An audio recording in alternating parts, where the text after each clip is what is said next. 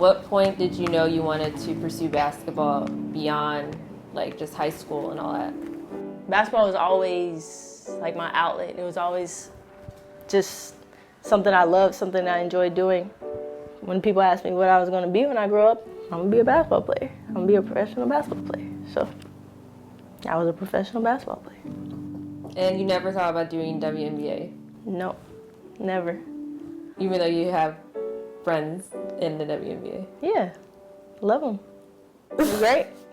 It was just never something I just wanted to do, like growing up. I never was like, oh yeah, I want to be in the WNBA. I want to go play for the LA Sparks.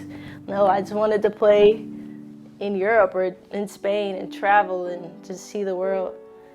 So that's what I set my mind to.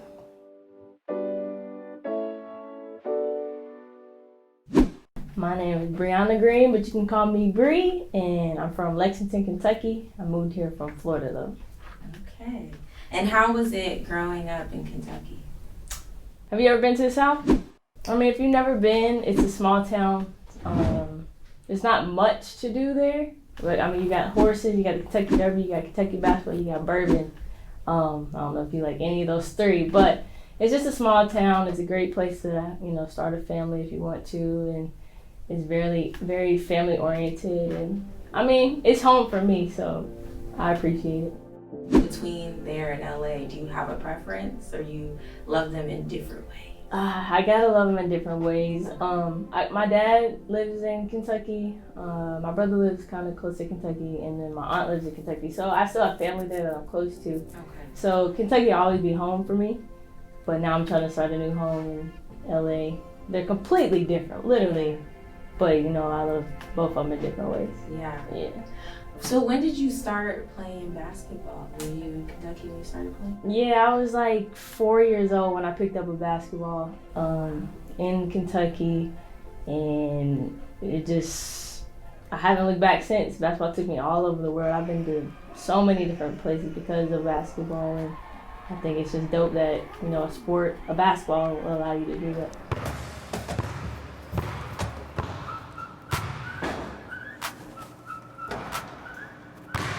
My name is Tony Talbott, and I'm the assistant girls coach at Lexington Catholic in Lexington, Kentucky.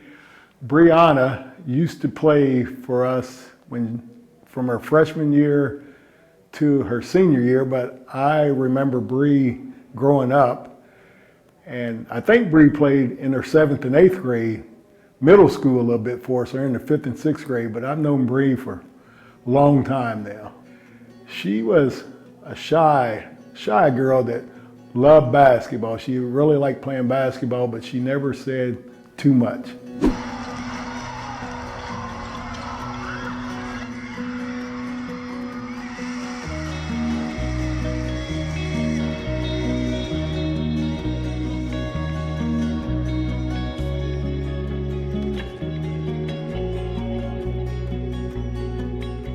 Bree came to our school as a freshman, and she had played varsity basketball at Dunbar in the 8th grade and was really good, and we was happy that she chose to come to Lexington Catholic.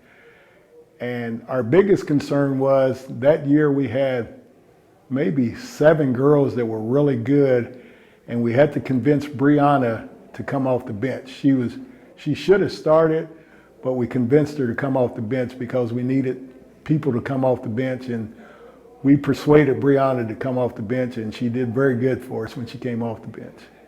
Bree's playing style was, she liked to get up and down the floor. She was very good driving to the basket, probably one of the better ones that we've had here as far as I've seen in girls basketball that could get to the hole and score. She had a decent jump shot when she first started out. It got better, but her strength was ball handling and getting to the basket. Would you say like Briana was a standout player right away, or she got better over time? She was very good for a freshman. That's very unusual. We had Briana and another freshman, Natalie Novosel, that was very good that we convinced to come off the bench. And Bree was very good as a freshman. She helped us win a state tournament her freshman and sophomore year. We won Like one year, freshman year, we was like 34-1, and the next year we was like 35-1, and we won 88 straight games against the Kentucky team before we lost. I guess my biggest image of Bree is every trip we would go on, we'd get out of school early, and the rule was we had to do 2 hours of homework in order to go. And Briana was the only girl who never had homework for 2 years. I'd never seen her do homework for 2 years. Everybody else would be in the room doing homework, and Bree is running up and down the hallway, and we'd have to say, Bree, just sit down, read the phone book or something, but do something for 2 hours. You say Briana was someone that was easy to coach?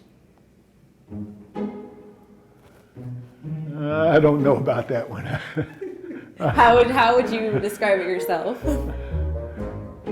Bree is easy going, but when things don't go right for her, Bree can be a little mischievous, I think. Bree is, she likes to win, she likes to play, but if she's not playing well or she's not playing a lot, she'd let you know about it. She'd have something.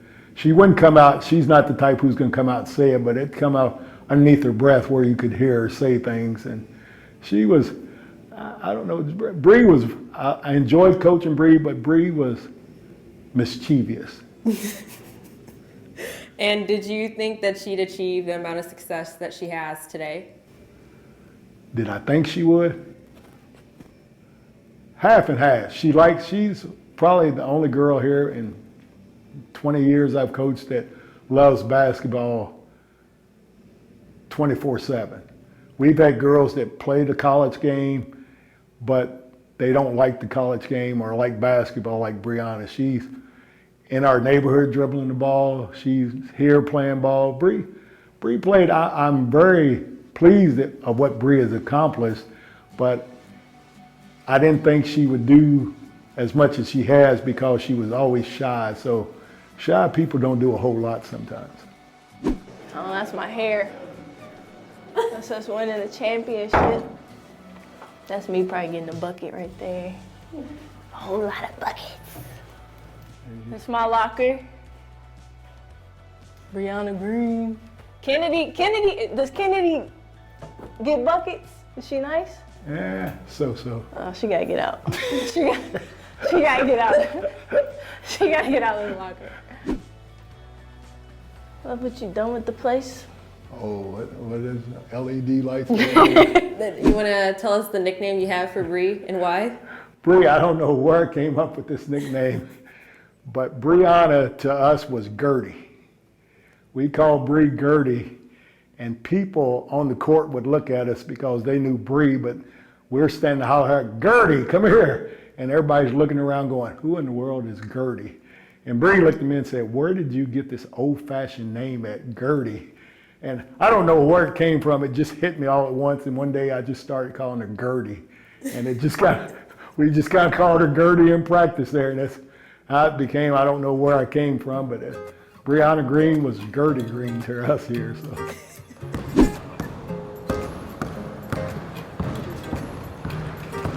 My name is Michael Graves, and I work for Fayette County Schools here in Lexington. And I met Briana Green through a basketball league I used to coach in and help run. And can you talk about the first time you met Bree? Actually, I guess it was at the league. She was actually playing for another team. It was actually mostly an all-boys league. We did have a few girls that were playing, and she kind of stood out from game one. And how did you approach her since she was on another team? Well, that came later when I got into, I guess, boys. We were doing junior pro basketball at the time, and then we decided we were going to move over into the AAU part of it. And then we went with boys, and the guy that I was working with, Shirley Cunningham, suggested that we're going to do it for boys, we need to do it for girls, and that I was going to be the girls' coach. So I just went back to the league. I think we had about 15, 16 girls, and asked them and their parents if they were interested. And I think 11 to 12 of them were. That's how we formed our first AAU basketball team. For her size, she was incredibly strong. I mean, she was able to almost throw the ball like the full length of the court. She was a quick, pesky little guard. eventually in our age group, other coaches were telling us that we probably had the best guard combo in our age group.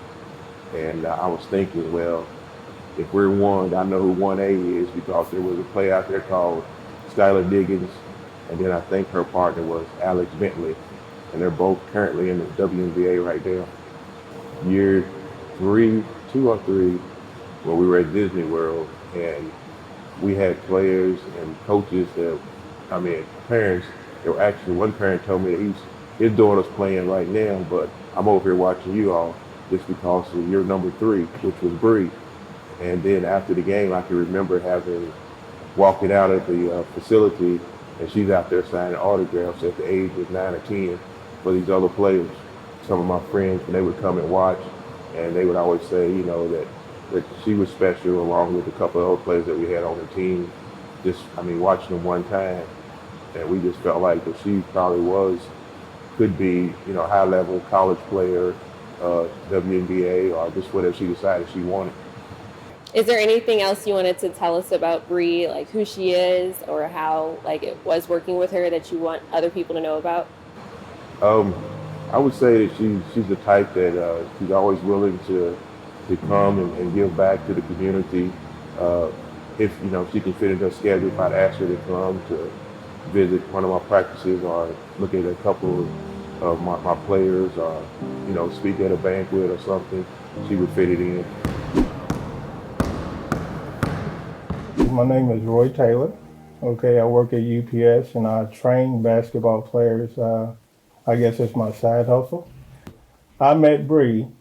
A bunch of guys were talking about this player who was scoring like 51 points in middle school. Actually, I thought it was a little guy doing this. And then they said Bree's name. And I'm like, Bree? I said, it's a girl? And everybody started laughing. They're like, yeah, you got to see this kid play. So I went to a middle school game and I watched her, and it was like crazy. She had all this ability at a young age. And I'm like, this girl is going to be something special, So as the years went along, Mike and the late Fred Moses, they started this AAU team called the Central Kentucky Angels, and Bree and them were the first team to ever play. And so they traveled, and it was like LeBron James, the rock star in high school. That's what they were, at a young age. She was signing autographs, at 8 and 9 years old. So really special talent. And so as the years went along, it just elevated, her popularity and just getting better at what she does. But, I always say as a coach, it's not the work that's seen, it's the work that's unseen. And she put countless hours in just dribbling the ball, bettering her craft. And like I said, as she got older, she's just way ahead of everybody else. I didn't know she was trying out for the Harlem Globetrotters. We in here working out, for months and months and months. And she never told me that she was trying out for the Harlem Globetrotters. So she gives me a call on the phone, and I'm like, hey, Bree, what's up? She said, I got something to tell you. I'm like, is it bad? She said, no, I'll tell you tomorrow at the gym. So we start working out, and then she said, guess what I've been doing? I said, what? And she said, I've been trying out for the Harlem Globetrotters. I'm like, really? She said, yeah, and I made the team. So I was proud, proud. That moment, it was like both of us won, And I feel like, just her being from Central Kentucky, right down in the middle of everything. This is what we call our hood. Anybody who's anybody has played in this gym, And for her to make the Harlem Globetrotters, team it's just like she's ours. You know what I mean? And so it's just a great thing. So, we've built this relationship over the years of friendship, father, mentor, and I learned things off of her too. But I feel, and I told her this, I feel like she's out in LA for a reason. And I said she's meeting all these important people, and I think, ahead, it's even going to be better for her. And can you talk a little bit about where we're at right now and what this center means to the community? Well, this center means a lot to the community. Just like I told you before, a lot of popular basketball players, teachers have come through here. I don't know if y'all know who Sean Kemp is, who played for the Seattle Supersonics. He played in this gym, you know, so it's a special place that if you ask, everybody thinks UK is the basketball mecca of this city. No, it's the Dunbar Community Center by far. So it's only fitting that, and it's a great story because Bree and I worked out here. So, and then the Harlem Globetrotters came, but it all came from this gym right in the middle of the city. Yeah. Well, one of the main things that sticks out about me is she's so kind-hearted, and we do these camps every year, and it's just for free, and she gives back. And for me personally, I don't deal with people or work people out if they don't give back. So everybody thinks it's about basketball between me and her, but it's just watching her grow and her giving back to the community. I mean, she comes back every year and she gives back. So that in itself is better than, you know, the 51-point games, the spinning the ball on her finger. It's what she does, you know, giving back to the community. She travels, she goes to the hospitals where, you know, kids have cancer and stuff like that. She's real approachable and just a really nice person. And I'm proud of her. I'm really proud of her. My name is Chantelle Pressley. I'm a realtor here in Lexington, Kentucky, and I grew up with Briana playing basketball from 6th grade till now. Is your family also from Kentucky? No, I was born in Ipswich, England, and my family, my immediate family lives here. My mom's side still lives in England, and my dad's side lives in Montgomery, Alabama. And can you talk about the first time you met Bree and how that whole experience went? So my family moved from Georgia in 2001, right before Christmas break, and I went to Leestown Middle School, and Briana was the person who showed me around the school. So when I met Bree, she had a basketball in her hand. Her dad was the assistant principal at the time and said, you know, hey, can you show her around? She's new. And I didn't play basketball that season because I had already missed it, but then the following year we had classes together. Her brother and my sister were friends. They were 2 years older than us, and we were on the basketball team together. She was amazing. I thought she was going to the NBA, and this is no exaggeration. She was scoring like 40 points a game, and she was better than all the guys. And I was a first-time player, so she used to throw these behind-the-back passes and hit me in the head. I'm thinking she's going up for a shot. So that was our, and she lived right down the street from me as well. At her mom's house, we were neighbors pretty much. So I used to go over there, and they would teach me how to play basketball, and we'd play games and stuff like that. After college, I was able to go to France, England, Germany, Spain, Italy, and Australia to play basketball. So it was a 7-year career. It was amazing, and got a silver medal at the Commonwealth Games and a championship in England as well. Well, together in middle school, I would say by the time we got to 7th and 8th grade, when I started getting a lot better, that's the year we won a championship. Briana was more like a point guard, had a lot more, you know, I would call it, she had the sauce, a little more razzle-dazzle in her game, where I was just more like a center at the time, and she would throw these passes to me after she would break somebody down, draw a defender, kick it to me, easy layup. I mean, we did a little bit of pick and roll stuff, but I mean, really, she drew so much attention that if she shot the ball on her little floater, I'd be right there to get the rebound as a 5'10" middle schooler, you know. So I would say as we grew up, we started training together to do more ball handling. So over time, my ball handling improved. I would never say it got to the level of Briana, but it got me far enough to where I was able to transition out of the 5 position and play more of a wing player. Okay, so I want to fast forward to the first time you tore your ACL. And I think your dad said he was there when you tore it. What was your like initial thoughts, and did you think that was like the end of your career at that point for basketball? Yeah, so that was, obviously I played in Texas, so it's far from Kentucky, but that was like my first close game. It was in Alabama. So like all my family was there, like my mom, my dad, my granddad, my brother, I don't know, my aunt. They were all there because they wanted to see me play. So I remember I went up for like a floater and the girl undercut me in the air. And I landed weird. She landed on top of me. And I felt like some type of pain, but it wasn't like too drastic. Cause I got up, I ran back, I stayed in the game. But it didn't feel normal. So I went out, the trainer was checking my ACL, whatever.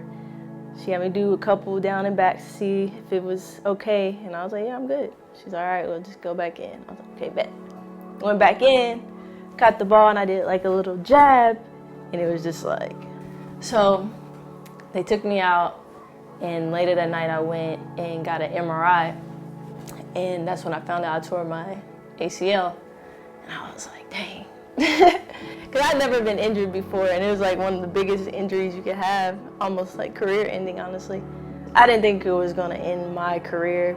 I just thought it was some type of adversity that I was gonna have to go through, and I did. So fast forward to when it happened, what, 2 more times? The second time, yeah. Second time.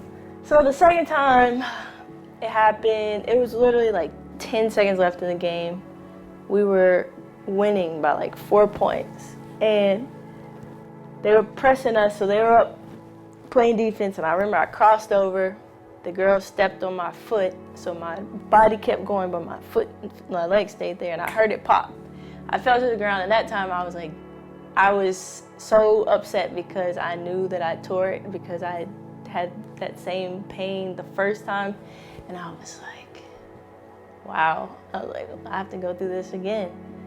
And we ended up winning the game. I went and got an MRI. I already knew, those were gonna be the results. My trainer came, he's like, you tore it. And I was so sad. I didn't cry or anything, I'm a gangster, but I was so sad, because I was like, I did not want to go through this again. Like, I went through it the first time, and I was like, bro, just getting your strength back is the first couple, months. Getting your mobility back is first couple months. Like, I remember I had like a 2-pound weight, and I just had to do like leg press, and I couldn't do it. And I was like, this is crazy. And then the last thing is just, well, obviously you're learning to walk, basically walk right. You're learning to jog, you're learning to sprint, you're learning to cut, you're learning to jump. But the biggest thing is the mental part. And I think that's the most important thing, and the most challenging thing is just getting over it mentally, to not be afraid. And there was no point where you were like, okay, this is like God or the universe telling me like I shouldn't be doing this anymore? I don't know what my life would be like if I didn't go through that. If I didn't go through that type of adversity, or if I would have took a whole different route. Because like if I didn't tear my ACL, would I have joined the Harlem Globetrotters? Probably not. So it's kind of interesting, but it is what it is.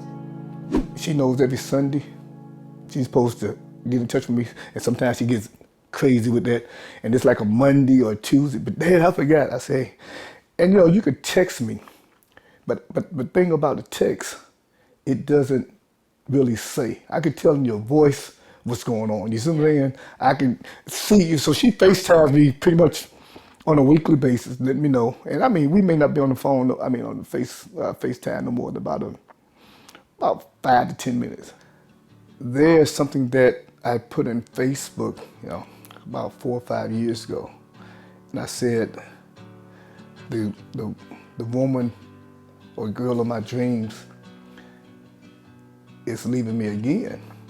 And I said, because and that's okay, because I wanted to fly. And I'm talking about the woman of my dreams, the girl of my dreams, is my daughter, And that's the purpose. Like I said, my goal as a parent is to get them out there in society to be able to, be productive, and let them know that, they're capable.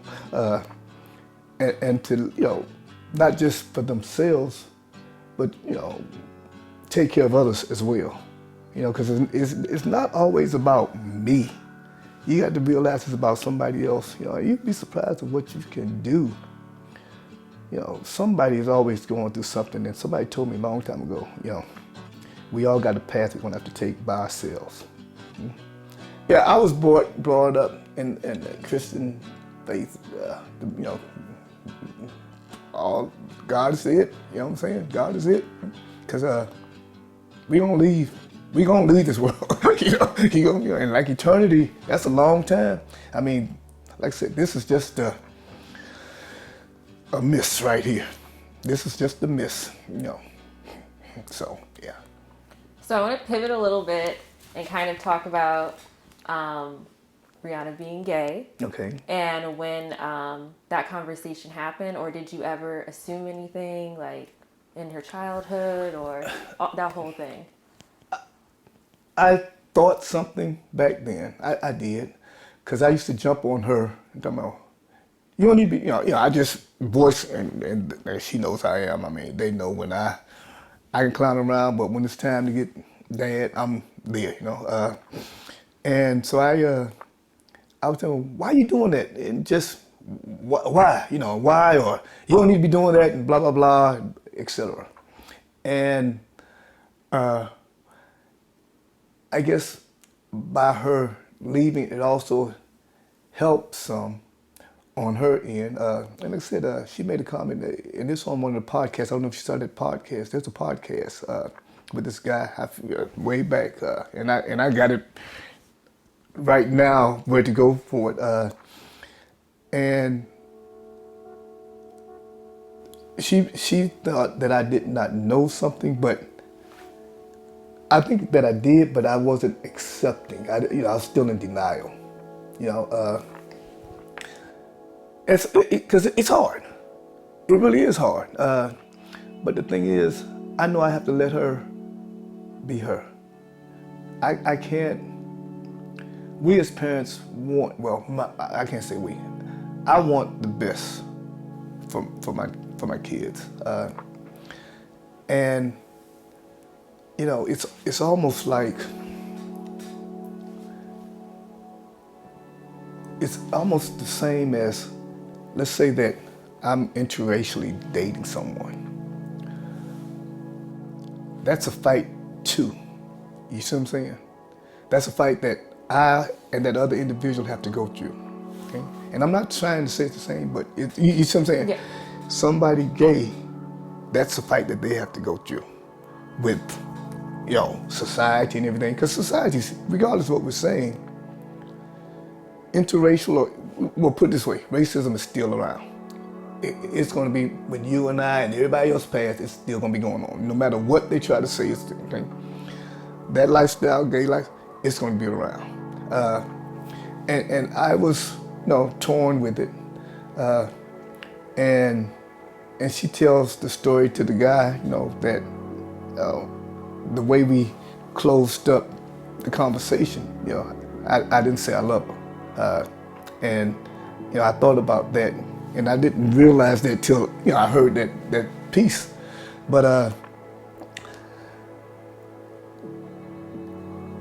I've come to accept who she is, what she is. I love my kids, and that in itself speaks volumes. You know, I like I said, I cannot live their life. I'm hoping that the mom and I prepared them for what was what. And you know, that's something totally different, but I'm just hoping that I got them prepared for it. Is there anything you wanted to tell us or let people know that don't personally know her about Bree that you want them to know?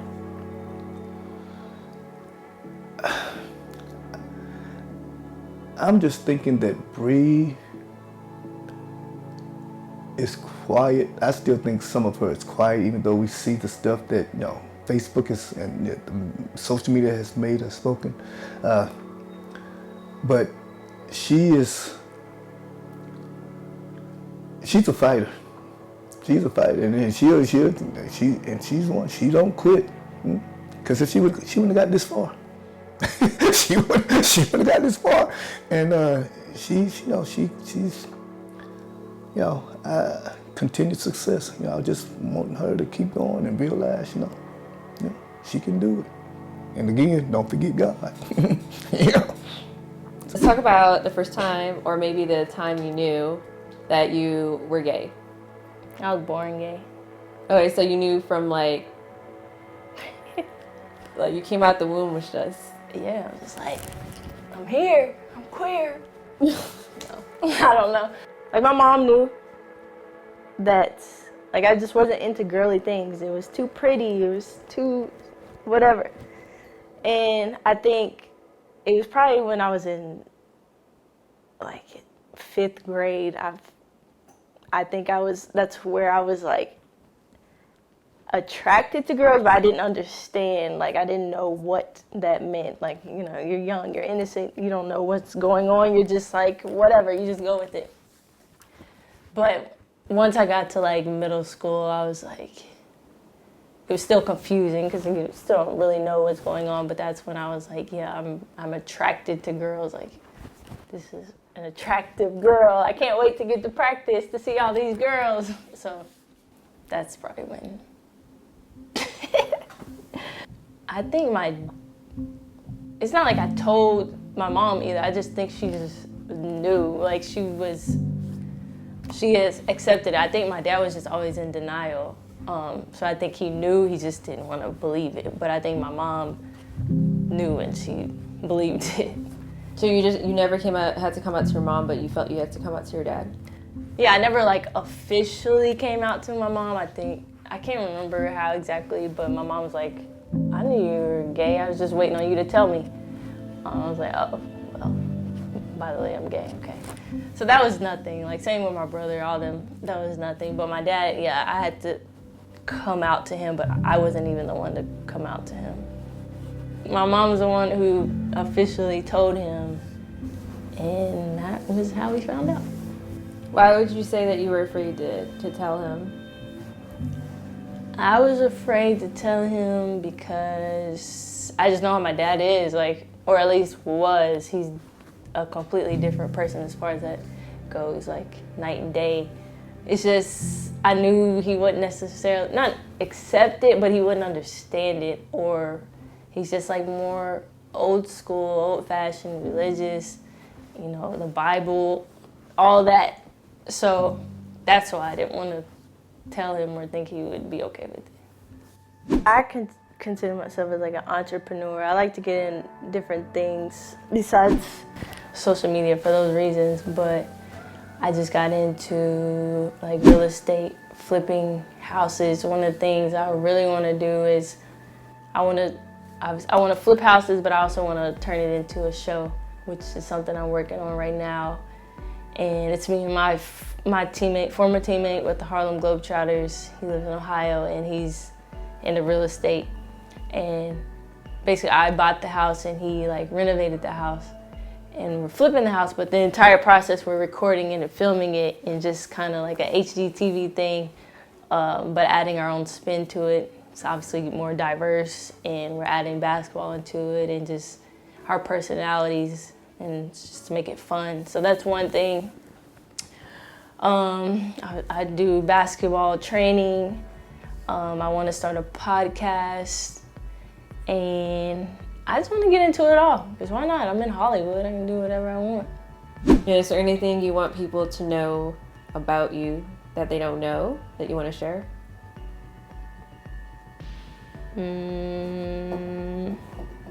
Nope. Nope. It is what they see. That's it. It is what it is. This documentary, social, that's it. I mean, this is me. I mean, I know what they see on social media, but the documentary is probably the most real you'll get, because obviously you're getting my mom, my dad, my brother, my family, my friends, my coaches. People have known me since I was little. Well, my family's obviously known me my entire life, but this is me. This is the authentic me, and yeah, that's what you get. Well, thank you. You're done. Yeah.